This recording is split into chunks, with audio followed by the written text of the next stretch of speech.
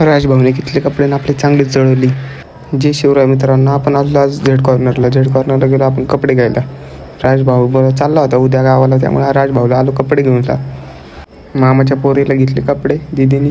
मग मस्तपैकी तिथं चहा पिली. आपल्याला ओळख आहे बाई मांजरीमध्ये. मग नंतर गेलो आपण साई कलेक्शनमध्ये घेतले कपडे. तिथं आपल्या राजभाऊला गेलो मॅक्समध्ये कपडे आणायला.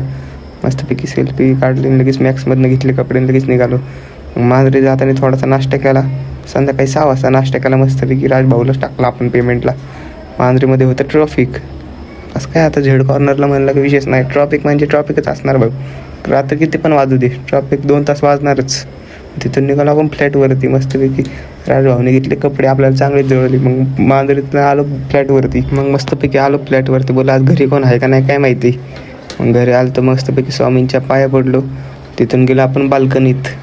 इथं आपली ना एडिटिंग करायची जागा आहे पाठ बाहेर.